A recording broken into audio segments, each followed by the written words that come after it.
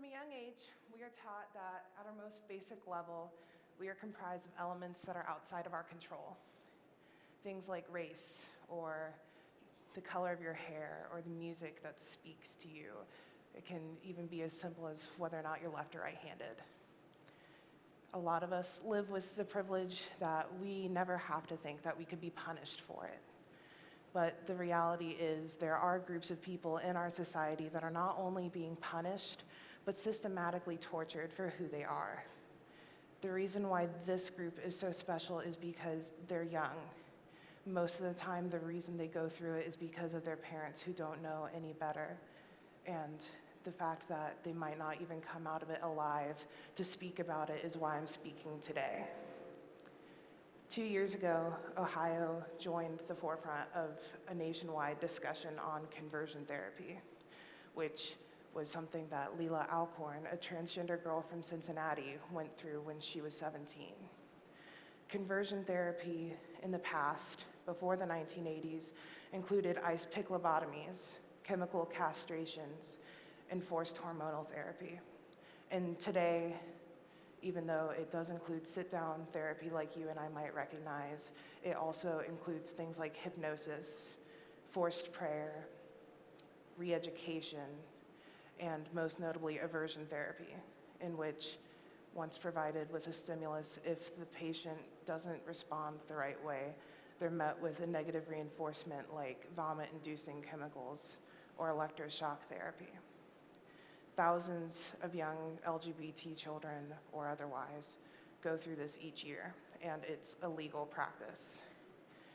In Lila Alcorn's suicide note, she stated that after coming out as transgender, her mother quickly pulled her out of public high school and cut off her ties with the outside world before putting her through conversion therapy for many months. And because of it, she decided enough was enough, and she walked out into Interstate 71 and killed herself. Because of her death, the LGBT community adopted an already existent phrase, rest in power, which started with the death of Trayvon Martin. Because of it, even though it should have ended with her, the community has seen this as not just a condolence, but a battle cry for every young minority killed in a system built to fail them. I remember when I first heard about Lila Alcorn's death, I was 14. I didn't really know much about my queer identity, if I even had one, should I even have one, but I knew that something had to be wrong because this was the first time I had really ever thought about what it meant to want to die. If Lila had really, truly needed to be changed, why did it kill her? A lot of people criticized her choice to commit suicide, and if you think about it, it's really not that unique, and her story isn't either. That's what's so terrifying. Her parents did not think that something was wrong with their actions, putting her through that torture.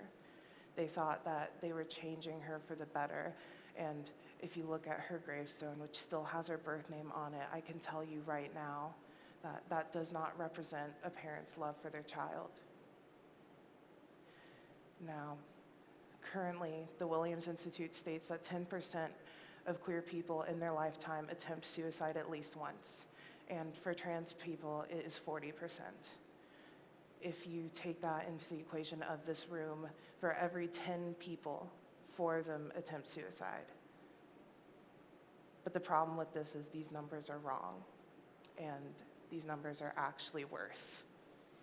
The problem is this doesn't take into account when this mixes in with race or religion or living situation or whether or not there are closeted people attempting suicide in their lifetime or the people who died and were never added to these statistics. They don't include the massive rates of suicide when you take into account conversion therapy. And this is legal.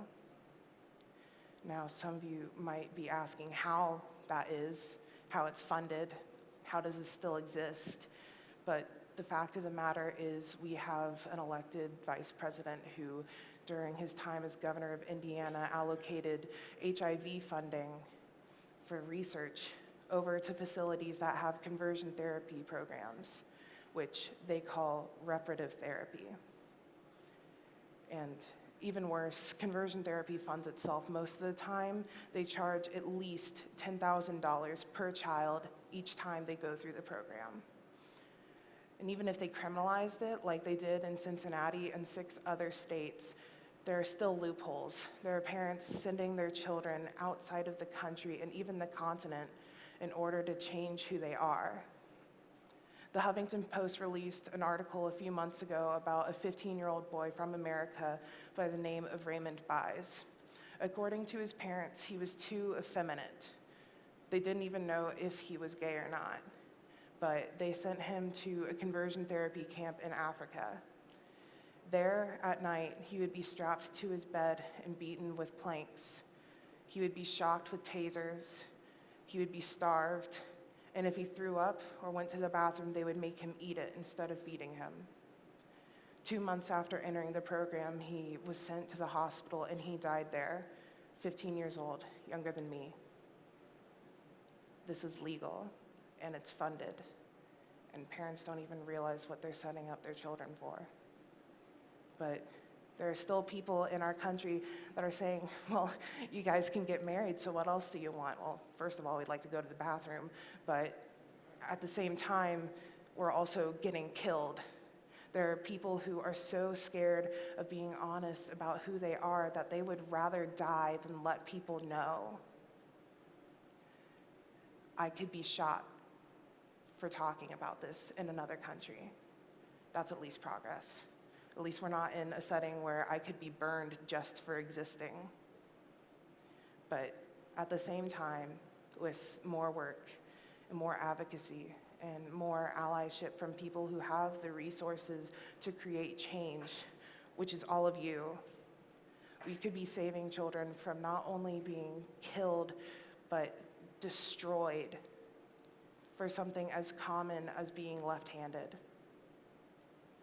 There are organizations dedicated to this cause. The Gay, Lesbian, Straight Education Network is dedicated to creating safe and inclusive schools for LGBT youth of all races, religions, and abilities. We could be going to school counselors and setting up crisis hotline directories for all youth, for all issues, so that way, even if their parents are the reason why they're afraid at night, they can take charge in their own health. We should be taking Leelah and Trayvon and Raymond's influences and never letting it die, and letting them rest in power like they deserved. Thank you.